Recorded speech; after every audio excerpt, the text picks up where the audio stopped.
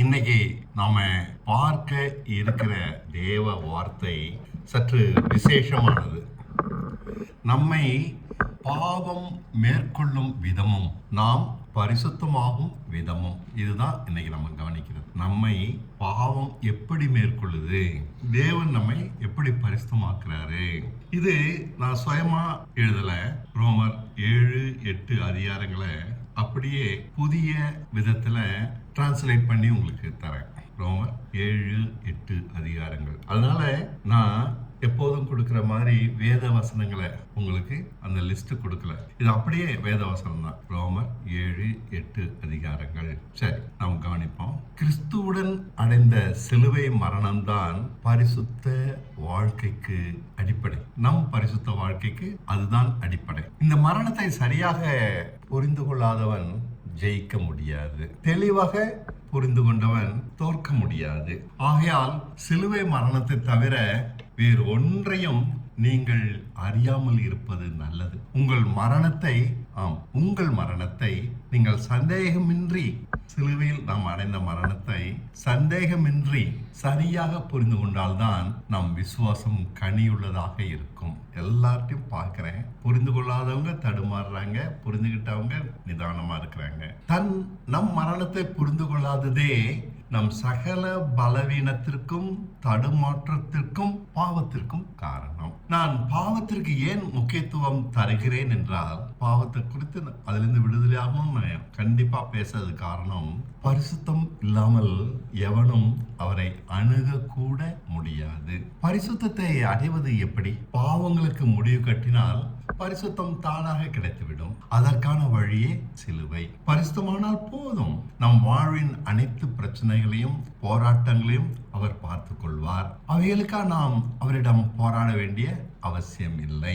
நாம் பாவம் செய்து கொண்டே இருக்கலாம், அவர் மன்னித்துக் கொண்டே இருப்பார் என்று சொல்லுகிறார்கள். இது எவ்வளவு மோசமான போதனை. ஒரே தரம் மறித்து விட்டோம், இதுதான் சரியான போதனை. சிலுவையில் நாம் ஒரே தரம் மறித்து விட்டோம், இனி நமக்கு மரணம் கிடையாது. மரித்த மனுஷன் பாவ வாழ்க்கையை விட்டு நீங்கியது போல நாம் பாவத்திற்கு செத்து விட்டோம். இது உண்மையானால் பாவத்தின் ஆளுகையின் கீழ் ஒரு கணமாவது நாம் பிழைத்திருக்க முடியுமா? அது உண்மைனா எந்த பாவம் நம்மகிட்ட காணப்பட முடியாது, இல்லையா? ஞானஸ்நானத்தின் மூலம் அவருடைய மரணத்தில் பங்கடைந்தோம். பிதாவினால் மரணத்திலிருந்து கிறிஸ்து எழுப்பப்பட்டது போல அவருடன் நாமும் உயிர்த்தெழுந்தோம். ஒன்றாக இணைக்கப்பட்டபடியால் அவருடைய மரணம் போன்ற மரணத்தை அனுதினமும் நம் சரீரத்தில் அனுபவிக்கிறோம். அதே போல அவர் உயிர்த்தெழுதல் போன்ற உயிர்த்தெழுதலையும் அனுபவிக்கிறோம். ஒண்ணு பழைய சுவாமம் நம்மகிட்ட நீக்கிடுச்சு, இன்னொன்னு புது சுவாமம் கொண்டாந்து வச்சுக்கிட்டே இருக்கு, உயிர்த்தெழுந்த சுவாமம். இதன் பலனாக துடிப்பான புதிய சிந்தை, புதிய மனசாட்சி, தீமையற்ற இருதயம் நமக்குள் உடன் உண்டாகி இருக்கிறது. பதியம் போட்டு அவருடன் நிரந்தரமாக இணைந்தபடியால் நாம் புதிய ஜீவனுள்ளவர்களாக எவ்வித குறையும் இல்லாமல் ஆகிவிட்டோம். இதனால் முந்தின அடையாளமான பழைய குணங்கள் என்றென்றும் பலமிழந்து காணாமல் போய்விட்டன. பாவத்தின் அரண்கள் நிர்மூலமாகும்படி அவருடன் சிலுவையில் அறையப்பட்டோம். ரோமர் 6:6 தான் சொல்லுது. நான் அந்த படிக்கிறதா வசனங்கள் அப்படியே தொடர்ச்சியா வரும். பாவத்தின் பலத்திற்கு கீழ் இனி ஒரு கணம் கூட கட்டுப்படாதபடிக்கு அவருடன் சிலுவையில் இணைந்து விட்டோம் என்பது தெளிவாகிறது. புரியுதா? தெளிவாகிறது. பாவத்தின் பலத்துக்கு இனி ஒரு கணம் கூட கட்டுப்பட முடியாது. மரித்த நாம் பாவம் செய்ய பலமற்றவர்கள். கிறிஸ்துவுடன் பதியம் போட்டு இணைந்தபடியால், இது செஞ்சது தேவன், இணைந்தபடியால் அவருடைய உயிர்த்தெழுந்த ஜீவனிலும் நமக்கு பங்குண்டு என்பதும் உறுதியாகிவிட்டது. பதியம் போட்டுன்ற வார்த்தை உங்களுக்கு புரிதா இல்லையோ தெரியல. ஒரு செடியில ஒரு காம்பை வெட்டிட்டு இன்னொரு செடியை அதோட அட்டாச் பண்ணி கட்டுப்போட்டு வச்சிருப்பாங்க. இந்த செடியினுடைய சாரமெல்லாம் அந்த கட்டுப்போட்ட கிளைக்கும் போய் இந்த செடி எப்படி வளருதோ அதே மாதிரி அந்த கிளையும் அதே மாதிரி வளர ஆரம்பிச்சிடும். இதான் பதியம் போடுறது. கிறிஸ்துவுடன் நாம் பதியம் போட்டு இணைக்கப்பட்டிருக்கிறோம். உயிர்த்தெழுந்த கிறிஸ்து இனி மரிப்பது இல்லை. இன்று பிதாவை பிரியப்படுத்தும்படிக்கு பிழைத்திருக்கிறார். அவருக்கு நம்ம மரணம் கிடையாது. ஒரு முறை தான் ஒருத்தர் மரிக்க முடியும். மரணத்தின் பலத்தை தன்னை பலியிடுவதாக செய்ததால் என்றென்றுமாய் தன்மேல் இராதபடி அழித்து விட்டார். இந்த உதாரணத்தின்படியே நீங்களும் சிந்தித்துக் கொள்ளுங்கள். நீங்களும் எப்படி மறிச்சிட்டீங்க, அதனால நீங்களும் பலியாயிட்டீங்க. அதனால உங்கள் மேல மரணத்தின் பலம் கிடையாது. இப்போது அவருடன் இணைந்திருப்பதினால் நீங்கள் பாவத்திற்கு மறித்தவர்களாகவும் அதன் தூண்டுதலுக்கு உணர்வற்றவர்களாகவும் மாறிவிட்டீர்கள். பாவம் என்ன செய்து நம்மளை தூண்டிவிடுது. அனுதினமும் தேவனை பிரியப்படுத்த கிறிஸ்துவுடன் இணைந்து பிழைத்திருக்கிறீர்கள். சரி, சிங்காசனத்தை இழந்த ராஜா நம்மை ஆண்ட பாவம். பாவம் என்னது? ராஜா கிடையாது, சிங்காசனத்தை இழந்துடுச்சு. உங்கள் வாழ்க்கையை மீண்டும் அது ஆள இடம் அதற்கு தராதீர்கள். அதன் தாகத்தையும் ஆசையையும் நிறைவேற்றும்படி சந்தர்ப்பம் தராதிருங்கள். இது நம்ம ஈஸியா செஞ்சிடறோம். இன்னும் நம்முடைய பழைய சுபாவம் மாறவே இல்லை. சிந்தனை, பேச்சு, செயல் எல்லாமே அப்படித்தான் இருக்கு. இயல்பா நம்ம வாழ்ந்துட்டு இருக்கோம். சரீர இச்சைகளுக்கு ஆயுதமாக உங்கள் அவயவங்களை பயன்படுத்த சம்மதிக்காதீர்கள்.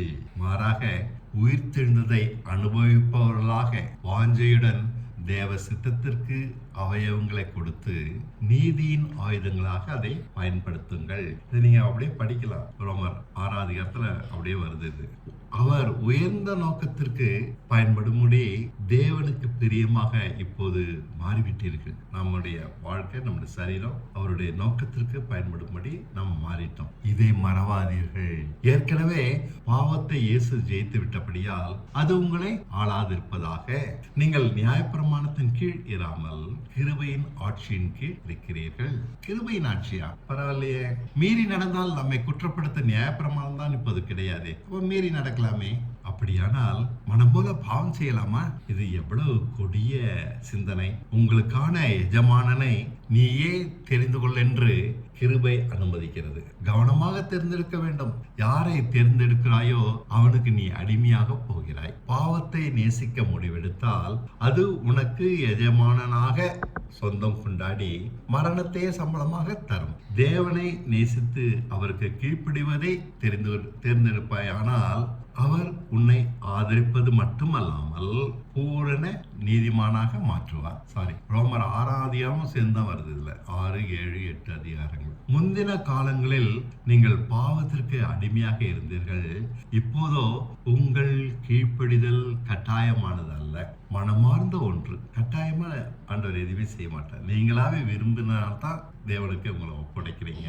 சிலுவையில் நம் மரணம் என்ற போதனையை விரும்பி நீங்கள் கவனிக்கிறபடியால் சத்தியத்தினால் உங்கள் வாழ்க்கை உருவாக்கப்படுகிறது. முந்தின எஜமானனாகிய பாவத்திலிருந்து விடுதலாக்கப்பட்டதை நீங்கள் கொண்டாடுகிறீர்கள். அதன் கட்டுகளிலிருந்து விடுதலை ஆனீர்கள். ஆதலால் தேவனுக்கு நன்றி சொல்ல வேண்டும். இப்போதோ தேவனின் பரிபூர்ணமான நீதியின் பிடி அவர் அடிமையான உங்கள் மேல் தங்கி இருக்கிறது. அவர் நம்மளை பிடிச்சிருக்காரு. நம்ம அவருக்கு ஒப்பு கொடுத்ததுனால நீதியை தான் நம்ம கொண்டு செய்ய வைப்பார். புரிந்து கொள்ள உதவியாக அடிமை எஜமானன் என்ற உதாரணத்தை உபயோகிக்கிறேன். முன்பு உங்கள் அவயவங்களை அசுத்தத்திற்கும் முறைகேடான செயல்களுக்கும் நீங்கள் ஒப்பு கொடுத்ததினால் அதிக கேடானவைகள் உங்கள் வாழ்க்கையில் நேர்ந்தது போல இப்போது உங்களை நீதியின் அடிமைகளாக நீங்களே ஒப்பு கொடுங்கள் விரும்பி. அது உண்மையான பரிசுத்தத்தில் உங்களை கொண்டு சேர்க்கும். நீங்கள் பாவத்திற்கு அடிமையாக வாழும்போது நீதியாக நடக்க வேண்டிய கட்டாயத்திலிருந்து விலகி இருந்தீர்கள். இப்போது வெட்கப்படுகிற அந்த காரியங்களினால் உங்களுக்கு என்ன பலன் கிடைத்தது சொல்லுங்கள்? கடுப்பையும் அவமானத்தையும் மரணத்தையுமே அல்லாமல் வேற எதையும் தரவில்லை. இப்போதோ தேவனுக்கு பிரியமான ஊழியக்காரர்களாக நீங்கள் பாவத்தின் பலமான பிடியிலிருந்து விடுதலையாகி சந்தோஷமாக வாழ்கிறீர்கள்.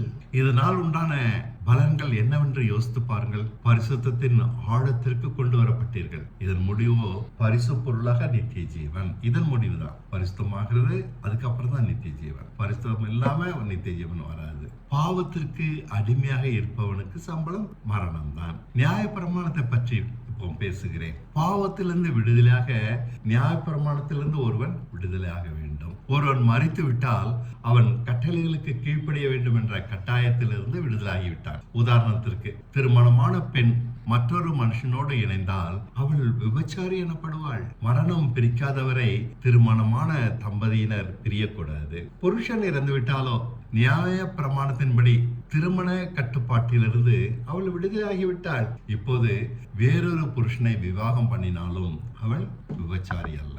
இது ஒரு உதாரணம். கிறிஸ்துவுடன் இணைந்து சிலுவையில் மரித்ததினால் நீங்கள் முதலாம் புருஷனாகிய நியாயப்பிரமாணத்திற்கு விடுதலாகிவிட்டீர்கள். இப்போது தேவனுக்காக ஆவியின் கனிகளை தரும்படி மரித்தோரிலிருந்து எழும்பின இயேசு என்ற வேறொருவரை கல்யாணம் பண்ணி இருக்கிறீர்கள். இதெல்லாம் ஏன் வழக்கமா சொல்றேன்னா, பாவம் எப்படி மேற்கொள்கிறது என்று கவனித்தால் இது விளங்கும். அதைத்தான் விளக்கமா சொல்ல போறேன். மனுஷனுடைய பாவ பலவீனத்தை நியாயப்பிரமாணம் கண்டுகொள்ளவில்லை. ஆனால் சத்தியமும் கிருபையும் நம் பலவீனத்தை மேற்கொள்ள கொடுக்கப்பட்டது. நம் சிலுவை மரணம் இயேசுவின் உயிர்த்தெழுந்த பலத்தை நமக்குள் உண்டாக்குகிறது. இயலாமையால் தடுமாறுகிற நமக்கு இவை குற்றங்களை நீக்கி தேவ நீதியை தானாக நம்மிடம் விளைவிக்கிறது. ஆகையால் தைரியமாக தன் சிலுவை மரணத்தை பற்றி கொண்டவன், கவனிங்க, பற்றி கொண்டவன் தான், மறந்துட்டவன் இல்லை, பாவங்களை உதறி தள்ளி ஜெயிக்கிறான். சகல பரிசுத்தையும் உடையவனாக மாறுகிறான்.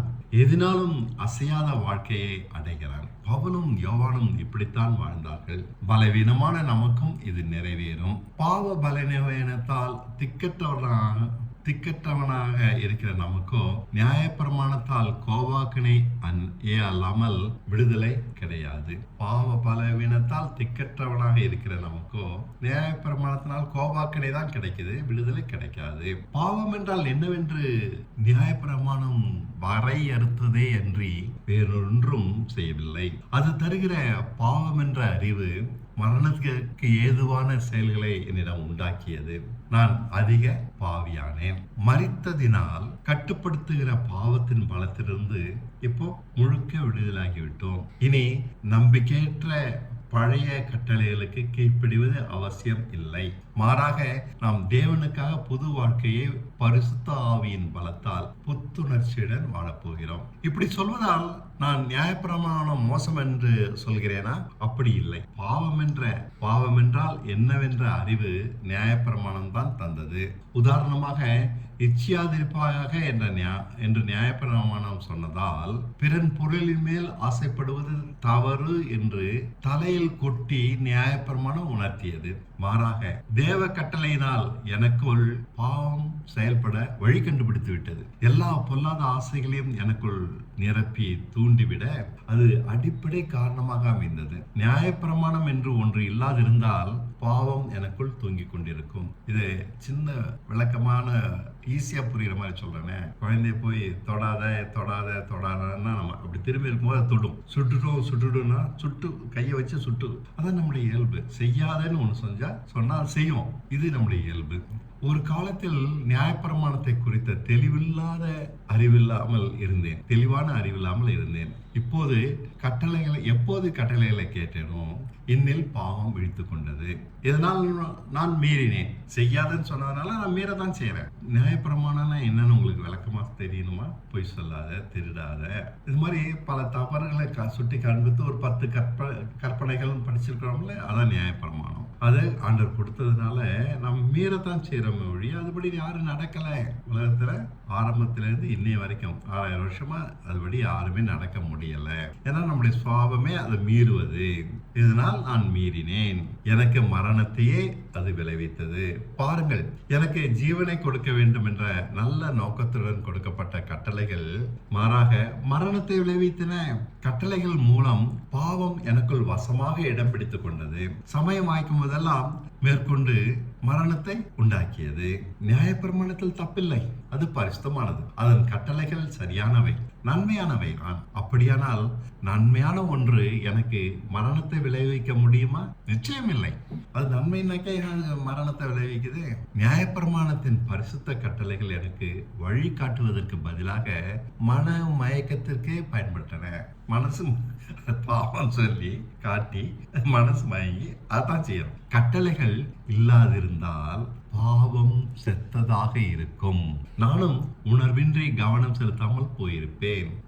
7ஆம் அதிகாரம், ரோமர் 7ஆம் அதிகாரத்துல இதுதான் வருது. நியாயப்பிரமாண கட்டளைகள் வந்த போதோ பாவம் பலமடைந்து எல்லாவித தீங்கையும் விளைவித்தது. அவைகளுக்கு இடம் கொடுத்து நான் முட்டாளானேன். ஜீவனுக்குள் நடத்த வேண்டிய கட்டளைகள் மேலே இழுப்பதற்கு பதில் தலைகீழாக என்னை கீழே விழும்படி தள்ளிவிட்டது. இதனால் என்னுள் பாவம் உயிர் பெற்றது, நான் மரித்தவனானேன். கட்டளைகள் நல்லது, அது பொதுவான அறிவுதான், தெளிவான பரிசுத்த ஆலோசனை தான். இதைவிட வேறு பயன் ஒன்றுமில்லை. அப்படியானால் நன்மையான ஒன்று தீமையாகி ஆபத்தாவது எப்படி?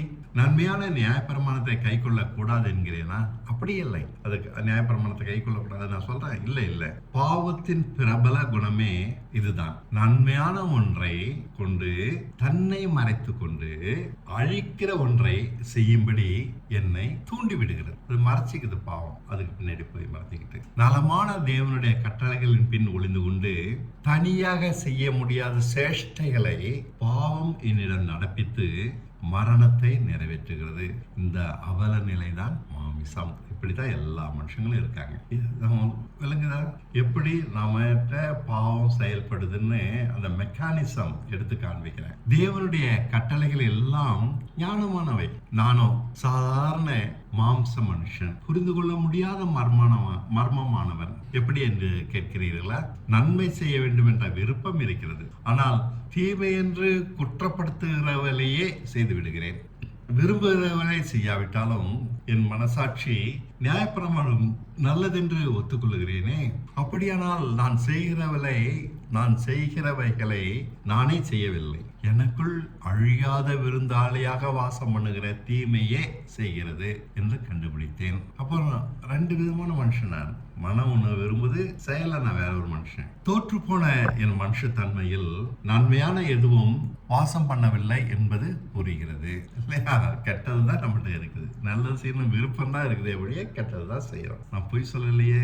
அவங்கவுங்க தங்களுடைய வாழ்க்கையை பார்த்து மனசாட்சியை பார்த்து தொட்டு பார்த்தா இது உண்மைன்னு புரியும். சரியானவைகளை செய்ய வேண்டும் என்ற பேராவல் எனக்குள் இருக்கிறது. அதை நிறைவேற்றுவதற்கு போதுமான கட்டுப்படுத்தும் திறன் என்னிடம் இல்லை. மனசை கட்டுப்படுத்தி சரியா விரும்புறத செய்ய என்ற பலம் இல்லை.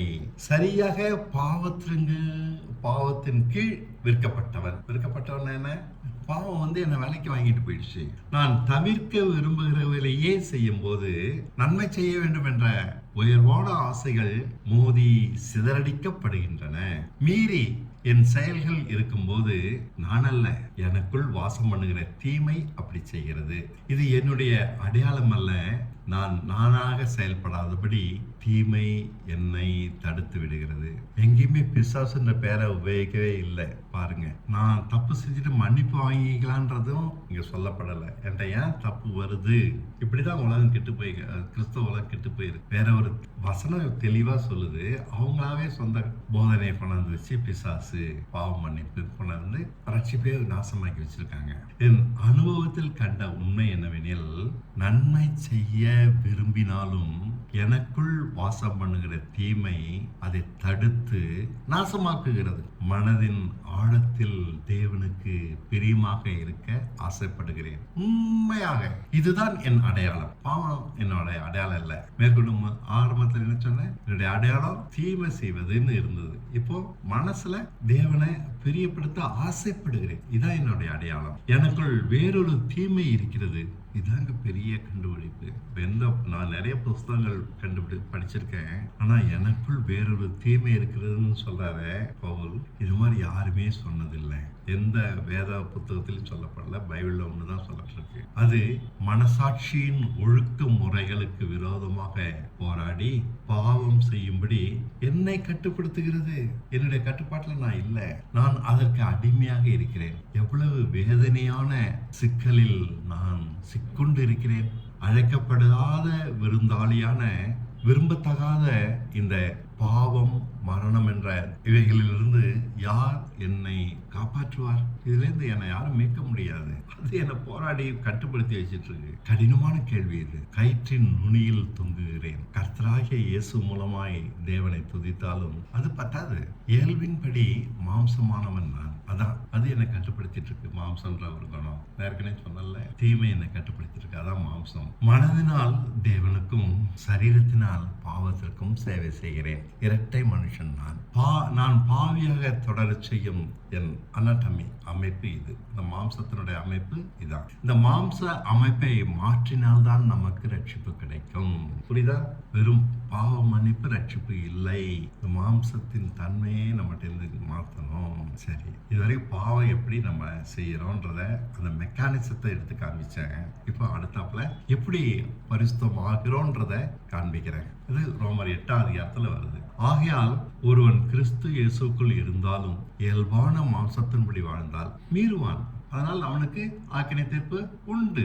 மாறாக உயிர்த்தெழுதலினால் வரும் ஞானத்தின்படி வாழ்ந்தால், உயிர்த்தெழுந்த வல்லமை நான் ஏற்கனவே பார்த்தோம்ல, கிறிஸ்துவுடன் உயிர்த்த பண்ணியிருக்கான்னு பார்த்தோம்ல, அதனால் வரும் அதுக்குள்ள ஞானம் இருக்கு, பரிசுத்தம் இருக்கு, நீதி இருக்கு, எல்லாமே இருக்கு. அந்த ஞானத்தின்படி வாழ்ந்தால் ஆக்கினை தீர்ப்புக்கு வாய்ப்பில்லை. அது ஒரு ஞானத்தை கொடுக்குது. ஞானம் தானா வரும், அது புரிஞ்சுக்கிட முடியாது. பொருளாசை வேண்டாம் அப்படின்னு மனசு சொல்றதுதான் ஞானம். பொருளாசை கூடாதுன்னு நினைச்சோம்னா அது கட்டுப்பாட்டுக்குள்ள போயிடும். அது பொருளாசை இல்லாம யாரும் இருக்க முடியாது. மனமாற பொருளாசையை பிடிக்காத ஒரு மனுஷனா அது நம்மளை மாத்துது. இச்சிக்க வேண்டிய காரியங்களை பிடிக்காத மனுஷனா நம்மளை மாத்துது.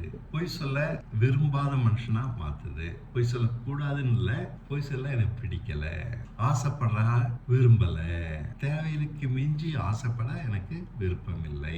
இதுதான் அந்த ஞானம். நம் மனசை பக்குவப்படுத்துகிறது. உயிர்த்தெழுதலினால் வரக்கூடிய தன்மை இது. அவன் தன் புத்தியின்படி எதையும் செய்யவில்லை, கிறிஸ்துவினால் செய்கிறான். கிறிஸ்து உங்களுக்குள்ள இருந்தா என்ன செய்வாரு? அந்த ஞானத்தை உண்டாக்கிடுவாரு. அவருடைய செய்கையாக அவன் இருக்கிறான். இதுதாங்க கிறிஸ்து உங்களுக்குள்ள இருக்கிறதுக்கான அடையாளம். அப்படியானால் நான் மாம்சத்தின்படி நடப்பதும் என் கையில் தான் இருக்கிறது.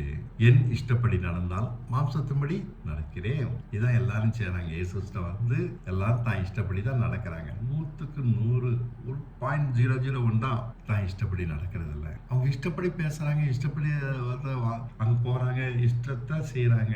இப்படி நடக்கக்கூடாது, அப்படி நடக்கக்கூடாது, கட்டுப்பாடு மட்டும்தான் அவங்களுக்கு தெரியுது. பரிசுத்த ஆவி தரும் ஞானத்தின்படி நடந்தால் ஆவியின்படி நடக்கிறேன். பரிசாக பெற்றதுனால நீங்க ஆவியின் கொண்டு நடக்கிறவங்க இல்லை. இது பெரிய கோட்டையை உடைச்சு போடுதுங்க. பரிசுத்தாக பெற்றுட்டவங்கலாம் ஆவிக்குரியவங்கன்னு முட்டாள்தனமா கிறிஸ்துவ நம்பிக்கிட்டு இருக்கு. அது தருகிற ஞானத்தின்படி நடந்தால்தான் நீங்க ஆவிக்குரியவங்க. அது தருகிற ஞானம் என்ன செய்யும்? பொருளாசைக்கு இடம் கொடுக்காது. எனக்கு வேண்டாம், எவ்வளவு கஷ்டத்துல இருந்தாலும் வேண்டாம்னு தான் சொல்லுவோம். ஆபிரகாம் அந்த ராஜாக்கள் போய் கொள்ளடிச்சிட்டு வரா. அந்த அவனுக்கிட்ட வந்து மீட்கப்பட்ட ராஜாக்கள்லாம் வந்து கேட்குறாங்க, கொள்ளடிச்ச பொருள் எல்லாத்தையும் திரும்ப அவங்ககிட்ட கொடுத்துட்டு அவனுக்கு அந்த ராஜாக்கள் தராங்க, நீ இதை எடுத்துக்கோன்னு சொல்லி. நீ இவ்வளவு தூரம் பிரயாசப்பட்ட, வச்சுக்கோ. இல்லை எனக்கு வேண்டாம். அதுல ஒரு செருப்பின் வார் முதற்கொண்டு எனக்கு வேண்டாம். அவனுக்கு பிடிக்கல, விரும்பி தரதையும் வாங்க மாட்டேன்றான். இதுதான் பொருளாசை இல்லாத ஒரு மனுஷன். தானா அந்த தன்மை நம்மகிட்ட வரும். பரிசுத்தாவி பெற்றிருந்தா தானா அந்த தன்மை வரும். நான் அடிச்சு சொல்றேன், தானா வரும். நம்ம தேடாதனால்தான் நம்மகிட்ட உண்டாகாம இருக்கு. நம்ம இன்னும் பொருளாசை உடையவங்களா இருக்கும். பொருளாசை ரொம்ப கொடுமையான டைரனி. அவன் நம்மளை ஆட்டி வைக்கிறான். தேவன் வானத்தையும் பூமியும் உண்டாக்குனவர் நம்மளையும் உண்டாக்கி வச்சிருக்காரு. நிறைய அவர் செஞ்சது எல்லாமே நிறைய இருக்கு. குலத்துல நம்ம அனுபவிக்கும்படிக்கு தந்திருக்கிறாரு. எல்லாமே தந்திருக்காரு. காத்து, அது நிறைய ஆக்சிஜன், நம்ம தங்கி வாழ்றதுக்கு பெரிய உலகத்தை உண்டாக்கியிருக்காரு. எங்கேயும் வாழலாம். எவ்வளவோ பெரிய இடம் பூமி முழுக்க இருக்கு. நிறைய ஆகாரங்கள் கொடுத்துருக்காரு. நிறைய துணிமணிகள் இருக்கு. நிறைய எல்லாமே நிறைய இருக்கு. ஆனா பொருளாசைன்னு வந்த உடனே நம்ம பணத்துக்கு அடிமையா இருக்கிறதுனால, பணத்தை ஆராதிக்கிறதுனால இவைகள்லாம் நம்மளுக்கு கிடைக்க மாட்டேங்குது. இடுப்புல துணி கட்டுறது கூட துணி இல்லாம இருக்காங்க.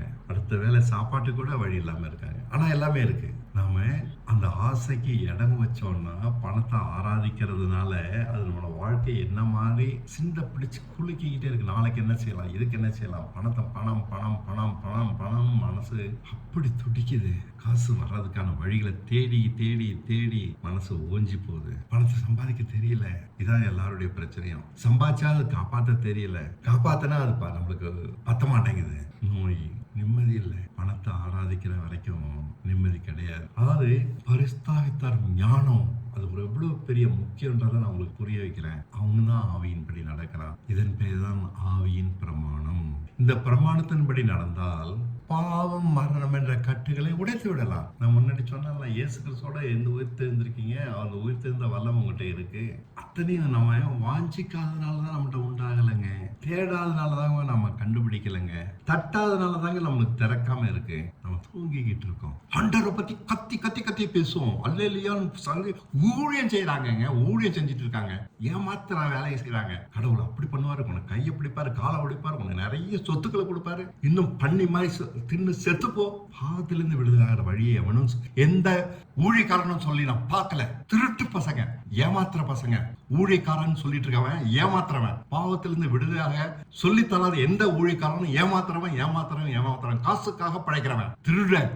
நம்ம வீட்டுக்குள்ள வந்தாக்க விட மாட்டோம். ஆனா வெள்ளை சட்டை போட்டுக்கிட்டு வீட்டுக்குள்ள வரான், பைபிளை எடுத்துக்கிட்டு வீட்டுக்குள்ள வரான். எனக்கு அவங்கள பார்த்தாலே ஆத்திரமா வருது, கிறிஸ்தவங்களை பார்த்தாலே ஆத்திரம் வருது, ஊழியக்காரங்களை முக்கியமா பார்த்தா எனக்கு ஆத்திரம் வருது. ஆண்டவர் பேரை சொல்லிக்கிட்டு ஆண்டவரால் அனுப்பப்படாதவன் ஆண்டவரால் அனுப்பப்பட்டிருந்தானாக்கா முதல்ல இதை கத்திருப்பான். பாவத்திலிருந்து எப்படி விடுதலாகணும் தான் கத்துக்கிட்டு தான் விடுதலாகி மத்தவங்களுக்கு சொல்லி தருவான். திருடன், அவனுக்கு இடம் கொடுக்காதீங்க, வீட்டுக்குள்ள சேர்க்காதீங்க, செருப்படுத்தி துரத்தி அடிங்க. இன்னும் தெளிவா அப்படிதான் சொல்லுவேன். பழைக்கிறதுக்காக பைபிள் எடுத்துட்டு இருக்கான். எவ்வளவு பெரிய சத்தியம், எவ்வளவு தூரம் அசிங்கப்படுத்தி வச்சிருக்காங்க. இப்படி எல்லாம் சுவிசேஷம் சொல்லுது. நீங்க இந்த சத்தியத்தை கேள்விப்பட்டிருக்கீங்களா? எங்கேயாவது கேள்விப்பட்டிருக்கீங்களா? உலகம் முழுசும் கத்தி கத்தி பேசிட்டு இருக்காங்க பைபிள் வச்சுக்கிட்டு. எவ்வளவு ஆழமான சத்தியம், எவ்வளவு உண்மையான சத்தியம், எவ்வளவு மகிமையான வாழ்க்கை. விடுதலை இல்லை, கிறிஸ்தவங்களுக்கு முதல்ல விடுதலை இல்லை. பாவத்துக்கு முடிவு கட்டின ஒரு கிறிஸ்தவனா எங்கேயாவது நீங்க பார்த்திருக்கீங்களா? நீங்க அப்படி ஆயிருக்கீங்களா? இயேசு பாவங்கள்ல இருந்து விடுதலை ஆக்குறான்னு மத்தவங்களுக்கு சொல்ல தெரியுது, நான் விடுதலை ஆகாம மத்தவனுக்கு சமாதானத்தை சொல்லித்தரோம், நம்மளுக்குள்ள சமாதானம் இல்லை. எவ்வளவு மாய்மானம். எனக்கு வருத்தமா இருக்கு இப்படிலாம் பேசுறது. ஆனா எனக்கு வேகமா இருக்கு, என்னால முடியல, இவங்களை தாங்க சகிக்க என்னால முடியல. என் வாழ்க்கையை வீணாக்குனதுனால இவங்க மேல எனக்கு ஆத்திரம் வருது. இவ்வளவு பெரிய சத்தியத்தை வச்சுக்கிட்டு ஏமாத்துறாங்களா ஐயா? ஏமாத்துறவன் தான் ஐயா மோசமானவன். திருட மோசமானவன் இல்ல, வஞ்சிக்கிறவன் தான் மோசமானவன். திருட மோசமானவன் இல்ல, அவன் திருடுறதான் அவன் தொழில், வைத்து பழக்காக செய்யறான். இவன் எதுக்காக செய்யறான்? அப்படி பைபிளே தெரியல, பைபிளை பத்தி பேசிட்டு இருக்கான், ஏமாத்துறான். ஆண்டவர் விடுவிப்பார். நீ விடுவிஞ்சிருக்கியா? நீ விடுதலை ஆயிருக்கியா? உன் நாக்கு எப்படி இருக்கு? உன் சிந்தனை எப்படி இருக்கு? உன் செய்கை எப்படி இருக்கு? உன் வீட்டுல முதல்ல சமாதானம் இருக்கா? ஐயோதான் இவங்களுக்கெல்லாம். நான் தெளிவா சொல்றேன், ஐயோதான் இவங்களுக்கெல்லாம். இயேசு என்ற ஒருவர் வெளிப்பட்டதால் மனுஷ பலவீனம் முடிவுக்கு வந்து விட்டது. அதான் ஆவியின் பிரமாணம். பரிசுத்தாவை பெற்றிருந்தா முதல்ல உங்களுக்கு எல்லாம் ஞானம் இருக்கும், அதனால பரிசுத்தம் வரும், அதனால நீதிக்கு அடிமையாக இருப்பீங்க, அதனால சகல பாவத்துக்கும் முடிவு கட்டிருப்பீங்க. இதான் இயேசு கிறிஸ்து ஒருத்தனுக்குள்ள இருக்கிறதுக்கான அடையாளம். இயேசு கிறிஸ்து எனக்குள்ள இருக்கான்னு நீ சொல்லாத, உன் வாழ்க்கை பிரகாசத்தினால அது காட்டும். பொய் சொல்லாத. அந்த ஞானம் உன்னுடைய குணத்தை மாத்திருக்கும். பொருளாசையிலிருந்து விடுதலான ஒரு மனுஷன் நீங்க பாத்திருக்கீங்களா? நான் தேடிட்டு இருக்கேன். ஒருவேளை நான் தப்பான ஆளுன்னா சொல்லுங்க, கண்டுபிடிக்க முடியல. அது ஒரு டைரண்ட்னா என்ன? அது கொடுமையான ராஜா. உன்னை நிம்மதியா வச்சிருக்க விட மாட்டான், சமாதானமா இருக்க விட மாட்டான். பணம் பணம் பணம் பணம் பணம், தூங்கும் போது பணம், வெளியில வந்தாலும் பணம். மன நிறைவாவே இருக்காது, மன நிறைவாகவே இருக்க மாட்டான். பொருளாசை இருக்கிறவன், பொருளாசை விடுதலையானவன் பணமே இல்லாதனால மன நிறைவா இருப்பான், ஜாலியா இருப்பான், சந்தோஷமா இருப்பான். அவன் சந்தோஷத்தை எதுவுமே கெடுக்காது. அடுத்த வேலை சாப்பாட்டுக்கு வழி இருக்காது, தூங்குறதுக்கு வீடு இருக்காது, இருக்கிற வீட்டை இன்னொருத்தன் தூக்கி கொடுத்துட்டு சந்தோஷமா இருப்பான். தன்னுக்குன்னு வச்சிருக்கிறத மத்தவனுக்கு கொடுத்துட்டு சந்தோஷமா இருப்பான், தான் இல்லாம இருந்துகிட்டு. இதாங்க பவுல், இதாங்க யோவான். விடுதலைன்றது அனுபவம். விடுதலைன்றது வசனம் இல்லை, இந்த இடத்துல எப்படி சொல்லிருக்கு, அந்த இடத்துல இருந்தா எப்படி சொல்லிருக்குன்னு சொல்ற வாழ்க்கை இல்லை, அனுபவம். பரிசுத்தன்றது ஒரு அனுபவம், நீதின்றது ஒரு அனுபவம், ஞானன்றது அனுபவம். அறிவு இல்லை, ஞானன்றது அறிவை காட்டில மேலானது. அது அடிபட்டு கத்துக்கிட்ட, வாழ்க்கையில புரிந்துகிட்ட, வாழ்க்கையில பட்ட அடிகள்னால கத்துக்கிட்ட ஒரு அறிவு. ஈஸியா ஞானம் கிடைக்காதுங்க. நான் கடவுளை அறியாதவங்ககிட்ட கூட, கஷ்டப்பட்டவங்ககிட்ட பார்த்திருக்கேன். அவனுக்கு ஞானம் இருக்கு, பொருளாசை இல்ல, மனம் திறந்து இருக்குது. 20 ரூபா வச்சிருக்கான், 15 ரூபா தான் வீட்டுக்கு வச்சுட்டு 5 ரூபா பக்கத்து வீட்டுக்கா அவங்ககிட்ட சாப்பாட்டுக்கு இல்லைன்னு பக்கத்து வீட்டு கொடுக்கறத நான் பார்த்திருக்கேன். 20 ரூபாய் வச்சுக்கிட்டு 5 ரூபாய் அடுத்தவனு கொடுக்குறான், அவங்க கஷ்டப்படுறாங்கன்னு சொல்லி நான் பார்த்திருக்கேன். ஞானம் பட்ட கஷ்டம் அவனுக்கு சொல்லி தருது, பணம் முக்கியம் இல்லடான்னு. அவன் பணம் பணம் பணம் பேயா இருக்கிறாங்க கிறிஸ்தவங்க. பணம் பேய்ங்க. பேய பார்த்துருக்கீங்களா? கிறிஸ்தவங்களை பாருங்க, அவங்களோட வார்த்தைகளை பார்க்கும் போதெல்லாம் எனக்கு தாங்க முடியல. என்னடா ஆண்டவரை பத்தி பேசுறாங்க, வருத்தமா இருக்கு. நியாய பிரமாணத்தை ஆண்டவர் எடுத்துட்டாரு, ஆவியின் பிரமாணத்தை புதிய ஏற்பாடா கொடுத்திருக்கிறார். ஆவியின் பிரமாணம் என்ன? ஞானம். அது வந்துருச்சுனாக்கா அது உங்களை மாத்திடும். தானாவே உங்களோட சிந்தனையும், நீங்க உங்களை மாற வேண்டாம். நான் மாறணும்னா என்னைக்குமே பேசல, தானா மாறும். நீங்க தேடுங்கன்னு தான் சொல்லித்தரேன், விடாதீங்கன்னு சொல்லித்தரேன். இதுதான் உங்களுக்கு பிழைப்பு, அது வேற இல்ல. காசு உங்களுக்கு பிழைப்பு இல்ல, அதான் நான் சொல்லித்தரேன். விடுதலை ஆகுங்க, போலியா வாழாதீங்க, ஏமாத்திக்காதீங்க. இதுக்கு முடிவு ஒண்ணு உண்டு. கடைசி நாள்ல நம்ம நியாயந்திருக்கப்பட போறோம். பழுதில்லாதவங்களா இருந்தா தான் ஆண்டவர் நம்மளை ஏத்துப்பாரு. இவ்வளவு தூரம் சத்தியத்தை உடைச்சு கொடுத்துட்டாரு. இயேசு என்ற ஒருவர் வெளிப்பட்டதால் மனுஷ பலவீனம் எல்லாம் முடிவுக்கு வந்துட்டுதுங்க.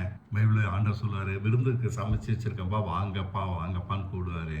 அவன் புதுசா ஒரு பொண்ணை கல்யாணம் பண்ணேன், புதுசா ஒரு நிலம் வாங்கினேன், புதுசா மாடு வாங்கினேன், எனக்கு நேரம் இல்லைன்னு சொல்றான். இதாங்க விருந்து.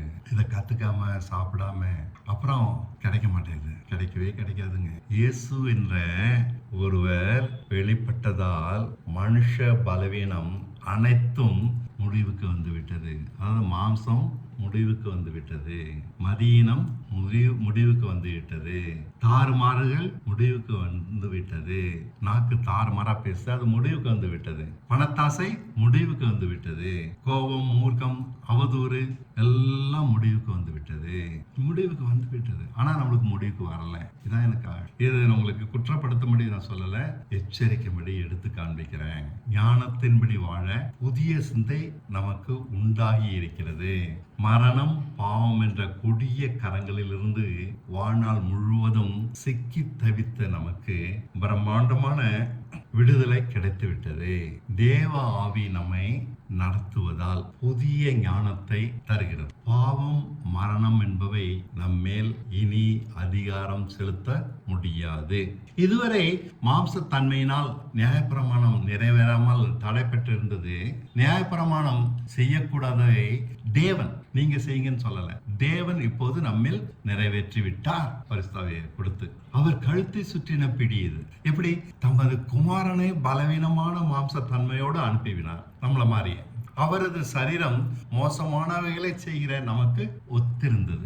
ஞானத்தின்படி வாழ்ந்து பலவீனமான நமக்கு முன்மாதிரியே காண்பித்தார். அவர் பரிசுத்தமா வாழ்ந்துட்டார். அந்த ஞானத்தின்படி வாழ்ந்து நாம் எல்லோரும் ஞானமாய் வாழ்ந்தால் தேவனுக்கு முன் சுத்தமானவர்களாக ஆகிவிடலாம். நியாயப்பிரமாணம் எதிர்பார்க்கிற அளவுக்கு செம்மையானவர்களாக ஆகலாம். இவ்விதமாக தேவன் பலவீனமான மனுஷர் மேல் பாவத்தின் பலத்த பிடியை ஒழித்தார். ஞானத்தின்படி வாழ்வதையும் மாம்சத்தின்படி வாழ்வதையும் பிரித்து காட்டுகிறேன். இப்ப பாருங்க, பிரிச்சு காட்டுறேன். சிலர் பலவீனமான மனுஷ சிந்தனையின்படி வாழ்ந்து இஷ்டப்படி நடக்கிறார்கள். இஷ்டப்படி தான் நடக்கிறாங்க, பாவம் செய்யறான்னு சொல்ல, தங்க மனசுல நினைச்சதெல்லாம் செய்யறாங்க. தங்களை சந்தோஷப்படுத்துகளை யோசித்து அதே செய்கிறார்கள். இதான் மாம்சத்தின்படி நடக்கிறாங்க. மற்றவர்கள் தேவ ஆவியை தங்களை வழிகாட்டுபவராக நினைத்து அதன்படி செயல்படுகிறார்கள். ஆவியான நீங்க கடவுள் வாசப்படியில காத்திருக்க, நீங்க சொல்லுங்க நான் செய்யறேன், நீங்க சொல்லுங்க செய்யறேன்னு அவர்கிட்ட கேட்டு கேட்டு நடக்கிறவன் ஆவியின்படி நடக்கிறவன். இவர்கள் எதை செய்தால் தேவ ஆவி மகிழ்வார் என்று கற்றுக்கொண்டு, அதான் ஞானம், அதன்படி மட்டும் செய்கிறார்கள். இஷ்டமான சிந்தை தங்களை கட்டுப்படுத்த விடுபவர்கள் மரித்து போவார்கள். பலவீனமான நம் சிந்தை நம்மை ஆள இடம் தந்தால் தேவனுக்கு பகைஞராகிறோம். அதாவது மாம்சப்படி நடந்த பகைஞராகிறோம். இப்படிப்பட்டவர்கள் விசுவாசத்திற்கு கீழ்ப்படிய மாட்டார்கள். ஆமாம், பலவீனமான தங்கள் இஷ்டங்கள் தங்களை ஆள இடம் கொடுப்பவர்கள் தேவனை பிரியப்படுத்த முடியாது. ஆனால் தேவ ஆவியானவர் எதை விரும்புகிறார் என்று சிந்திப்பவர்கள் ஞானமடைகிறார்கள். ஞானத்திற்கான வழி நம்மை தேடுவதில் தான் இருக்கு. தெளிவான சிந்தையால் சமாதானம் உள்ளவர்களாக இருக்கிறார்கள். ஆனால் நீங்கள் தன் விருப்பங்களை நிறைவேற்ற ஓடுகிறவர்கள் அல்ல, தேவ ஆவியின் வழிநடத்துதலின்படி வாழ்கிறவர்கள். தேவ ஆவி உங்களில் இருக்குமானால் தன்னை பற்றி யோசிக்காமல் தேவனை பற்றியே கவலைப்படுவீர்கள். கிறிஸ்துவின் ஞானத்தினால் அந்தரங்கத்தில் வாழாதவன் கிறிஸ்துவனுடையவன் அல்ல. கிறிஸ்துவின் ஞானத்தினால் அந்தரங்கத்தில் வாழாதவன் கிறிஸ்துவனுடையவன் அல்ல. அவர் தூக்கி போட்டுருவாரு. ஞானம் உங்ககிட்ட இல்லைன்னா. கிறிஸ்து உங்களில் இருந்தால் அவர் தன் வாழ்க்கையை உங்களிலிருந்து வாழப்போகிறார். அவ்வளவுதான். உங்கள் சரீரம் பாவத்திற்கும் அந்தரங்கத்தில் செத்ததாக இருக்கும். இதுதான் அடையாளம். கிறிஸ்து உங்களில் இருந்தால் உங்கள் சரீரம் பாவத்திற்கு செத்ததாக இருக்கும். இச்சை அதில் செயல்படாதுன்னு என்ன? அது ஒட்டாது. பாவம் மனசுல ஒட்டவே ஒட்டாது, பிடிக்காது. ஆட்டுக்குட்டி கொண்டு போய் சாக்கடையில் வச்ச உட்கார்ந்துருக்குமா? அதுக்கு பிடிக்காது. பண்ணிக்கு பிடிக்கும். வாசனை சுகமா இருக்கணும். மனமும் நீதியான எதற்கும் சம்மதம் உள்ளதாக இருக்கும். கிறிஸ்து உங்களில் இருந்தால் உங்க மனம் நீதியா, இது நீதியா, சரி எதுக்கும். அதனால எவ்வளவு நஷ்டம் வந்தாலும் சரி செய்வோம். இதனால் தேவனுக்கு முன் செம்மையானவர்களாக இருப்பீர்கள். இதுதான் ஆவிக்குரியவர். மரித்தோரிலிருந்து இயேசுவை எழுப்பின பிதா தம் ஆவியினாலே சாவுக்கு ஏதுவான எந்த துர்குணத்திலிருந்தும் உங்களை எழுப்பி விடுவார். இயேசு கிறிஸ்து எழுப்பினது மாதிரி உங்களை எழுப்பியிருக்காரு. அதனால எல்லா துர்குணத்தையும் அழிச்சிருவாரு. ஆகையால் சகோதரரே, நாம் பாவ சுவாபங்களின் உந்துதல்களால் நெருக்கப்படும் போது அதை ஒத்துக்கொள்வதற்கு அதற்கு நாம் கடனாளி அல்ல. அது ஆணையிடுகிறபடி செயல்பட்டால் மரித்து போவோம். ஆனால் ஆவியின் வல்லமையினால் போராடுகிற பாவ சுவாபங்களை சாகடித்தால் பிழைத்துக் கொள்வோம். நம் சிந்தையே நமக்குள் இருக்கிற சாத்தான்.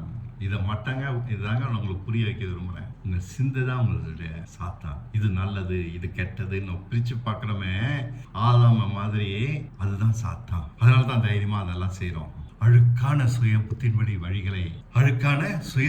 வழிகளை நாம் விட்டு விடும்போது அவருடைய பரிபூர்ண ஞானத்தை ருசிக்க ஆரம்பிக்கிறோம். நம்முடைய வழிகள் எல்லாத்தையும் விட்டுட்டு அவர் காண்பிக்கிறபடி நடந்தோம்னா எது மேலேயும் எனக்கு ஆசை இல்லை, விட்டு கொடுத்தோம்னா ருசிக்க ஆரம்பிக்கிறோம். இவ்வாறாக பரிசுத்த ஆவியின் தூண்டுதல்களால் கட்டுப்பட்டு நடப்பவர்கள் பழைய வாழ்க்கையை அழகாக புதைத்துவிட்டு புதிய வாழ்க்கையில் முன்னேறி போகிறார்கள். இந்த பக்தியான வாழ்க்கையை பத்தி நான் பேசல. அந்தரங்க வாழ்க்கையில பழசு இருக்கக்கூடாது, புதுசு. பக்தியான வாழ்க்கை வேற, அது மூணாவது வேற கேட்டகரி. காலையில இருந்து ஜெபம் பண்ணோம், சாயந்தரம் இருந்து ஜெபம் பண்ணோம், சர்ச்சுக்கு ஒழுங்கா போவோம், பைபிளை வாசிக்கும், குடும்பத்துக்கு பிள்ளைங்களுக்கு கடவுளை பத்தி சொல்லி தரோம், எல்லாம் செய்யும். ஆனா அந்தரங்கம் சுத்தமா இருக்காது. பழைய வாழ்க்கை முழுக்க அழிஞ்சிருக்காது. பயில் காட்டி ஆவியானவர் அழைக்கிறார். இன்னமும் அநேகம் சாதிக்க வேண்டியது இருக்கிறது. போக வேண்டிய தூரம் வெகு தூரம். வாருங்கள் என்று அவர் கூப்பிடுறார்.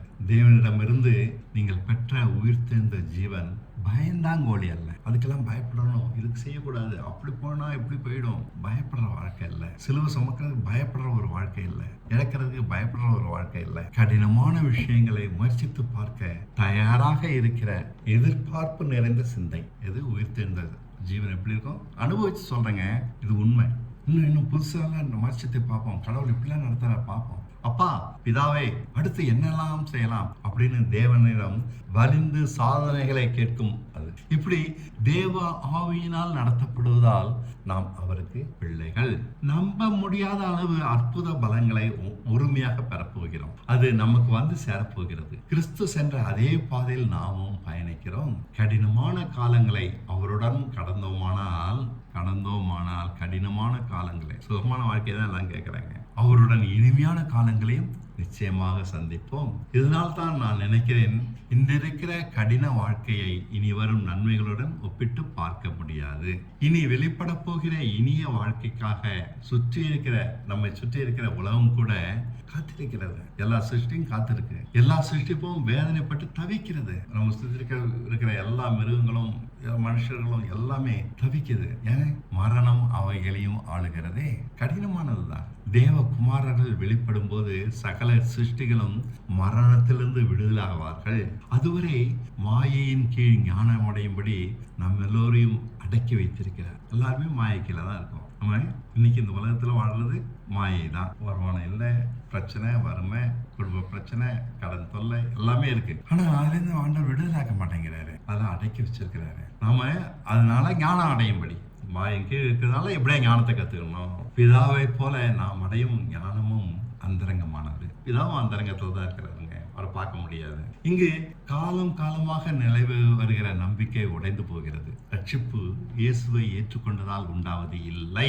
இதான் உலக காலம்புற நம்பி இருக்கிற நம்பிக்கை. பாவங்கள் மன்னிக்கப்பட்டதால் உண்டாவதும் இல்லை.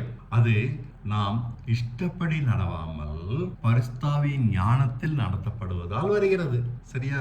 அதான் ஆவிக்குரிய. ஆவிக்குரியனா ஆகிறதுனால தான் வருது. ஆண்டவர் ஏத்துக்கிட்டும் மாம்சத்தின்படி வாழலாம். அப்ப 2 வழியா பிரிஞ்சிடுது. ஆவியின்படி நடக்கிறவங்க கொஞ்சம் நல்ல வழிக்கு போறாங்க. இயேசு கிறிஸ்து ஏத்துக்கிட்டு மாம்சத்தின்படி வாழ்றாங்க, மரணத்துக்குள்ளதான் போறாங்க, வேற ஒரு வழியில போயிட்டு இருக்காங்க. அதனால ஞானத்தை தேடுங்க. நம் சிலுவை மரணமே சகல பாவங்களை முடிவுக்கு கொண்டு வருவதால் சிலுவையை புரிந்து கொள்வதுதான் ரட்சிப்பு. இது தாங்க முக்கியத்துவம் கொடுக்குறேன். சிலுவையை புரிஞ்சுக்கோங்க. நீங்க மரிச்சிருக்கீங்கன்றதை புரிஞ்சுக்கோங்க. அவ்வளவுதான். எல்லா ஆசையும் அதுல அழிஞ்சு போயிடும். எல்லா ஏக்கமும் அழிஞ்சு போயிடும். எல்லா தவிப்பும் அழிஞ்சு போயிடும். எல்லா குழப்பமும் அழிஞ்சு போயிடும். அவரோடு மரித்தபடியால் நாம் கடினமான வாழ்க்கைக்குள் நடத்தப்பட்டாலும் பரிசுத்தமாகிறோம். எவ்வளவு கஷ்டப்பட்டாலும் இது நடக்குது நம்மளுக்குள்ள. பரிசுத்தமாகிறோம். நாசமோசமோ, நஷ்டமோ, பட்டினியோ, பட்டயமோ, அவதூறோ, வருங்காரியமோ, நிகழ்காரியமோ, தனிமையோ எதுவும் நம்மை அசைக்காது. எப்படி? அவர் வழிநடத்தலுக்கு பணிகிறோம். அவர் நம்மளை நடத்திட்டு இருக்காரு, அதனால அதுக்கு பணிகிறோம். அது போதும். நம்மில் அன்பு கூறுகிறவராலே ஞானம் அடைந்து இவைகளை சகிக்கிறோம். இப்படிலாம் நடத்துறதுனால ஞானம் அடைகிறோம், சகிக்கிறோம். அவரிடத்தில் அன்பு கூறுகிறவர்களுக்கு சகலமும் நன்மையாகத்தான் நடக்கும். இந்த நிச்சயத்தால் பயம், கவலைகளுக்கு தூரமாக போய்விட்டோம். ஆமாம், இச்சைக்கும் தான் தூரமாக போய்விட்டோம். இதுதாங்க அந்தரங்க மெய் பரிசுத்தம். கவலை இல்லை, பயம் இல்லைன்றதான் உண்மையாவே பரிசுத்தமானவன். பயம் இல்லாதவன், இச்சை இல்லாதவன் தான் பரிசுத்தமானவன். இதை தொடலாமா, இதை செய்யலாமா, இதை பார்க்கலாமா என்று கேட்கிறார்கள். கிறிஸ்துவுக்குள் எழுதப்பட்ட எந்த கட்டளையும் இல்லை. அவர் ஞானம், நீதியானவைகளை குறித்த தெளிந்த அறிவு. அந்த ஞானத்தை பெற்றிருக்கிறீர்கள். இன்னும் பெறணும் நான் சொல்லல. அவர் தன் ஆவியினால் நடத்துகிறபடியால் உங்களுக்கு பரிசுத்தமாய் வாழ தேவையான ஞானத்தை தருவார். அதன்படி நடவுங்கள். அந்த ஞானத்தில் மேலும் மேலும் வளர இயல்பின்படி மாம்சமான நீங்கள் கிறிஸ்துவை போலவே மாறிவிடுவீர்கள். நீதியிலும் பரிசுத்தத்திலும் தேவனுக்கு பிரியமாக நடப்பீர்கள். நம்மை ஆண்ட அனைத்து பாவங்களும் காணாமல் போயிருக்கும். ஆமாம், அனைத்தும் கிறிஸ்துவை பின்பற்றுவது என்றால் ஞானம் அடைவது, பயந்து கட்டுப்பாடுகளுடன் வாழ்வது அல்ல. இனி நான் இல்லை, கிறிஸ்துவே என்னில் பிழைத்திருக்கிறார் என்று என்ன வந்தாலும் உறுதியாக நிற்பது. கிறிஸ்து ஞானம் தருகிறார். அவனுக்கு தேவையான ஞானம், படிப்பவனுக்கு தேவையான ஞானம், பிசினஸ் பண்ணுகிறவனுக்கு தேவையான ஞானம், குடும்பத்தை நடத்துகிறவனுக்கு தேவையான ஞானம் ஒன்றுக்கொன்று மாறுபடும், வித்தியாசமானது. இவனுக்கு படிக்கிறவனுக்கு கொடுக்கிற ஞானம் பிசினஸ் பண்றவனுக்கு கொடுக்கிற ஞானத்தை விட மாறுபாடாதான் இருக்கும். கடல்ல இருக்கவனுக்கு வேண்டிய ஞானம் வேற மாதிரி இருக்கும். அவரால் நடத்தப்பட்டு உயிர்த்தெழுதலினால் அவனவன் பிழைக்கிறான். இல்லைங்களா? நாம ஆகாரத்தினால் பிழைக்கல, உயிர்த்தெழுதலினால் பிழைக்கிறோம். அவரை போல மாறுகிறோம். ஆகாதென்று ஞானத்தை மற்றவர்கள் தள்ளுகிறார்கள். என்னடா இது, இதெல்லாம் வேணுமா, இப்படிலாம் வாழணுமா? பிடிக்கல மற்றவங்களுக்கு. பிறருக்கு ஞானம் புரிவதில்லை. ஆனால் அதுதான் தலைக்கல், மூளைக்கல். ஆர்ச் போன்ற அமைப்பின் நடுவே அது இருக்கும். இந்த கல் மற்ற கல்லை போல இராது. பெரிதாக, கனமாக, வித்தியாசமாக இருக்கும். இந்த கல்லை பிடுங்கி விட்டால் டோம் போன்ற கட்டட அமைப்பை விழுந்துவிடும். அதான் எல்லாத்தையும் இறுக்கி பிடிச்சிட்டு இருக்கேன். அந்த டோமுக்கு உச்சியில இருக்கும், அதாவது ஆர்ச்சிக்கு உச்சியில இருக்கும் அந்த கல். அதான் தலைக்கல், மூளைக்கல் சொல்றோம். மற்றவர்கள் ஞானமின்றி அவரை போல ஆவதை இழக்கிறார்கள். பிரச்சனைகளால் நாம் அந்த ஞானத்தை கற்றுக்கொள்கிறோம். அதன்படி நடப்பதால் பிரச்சனைகளால் மேற்கொள்ளப்படாமல் பரிசுத்தமாகி வெளியே வருகிறோம். பயமின்றி வாழ்கிறோம். ரோமர் 6, 7, 8 அதிகாரங்களின் புதிய விளக்கம்.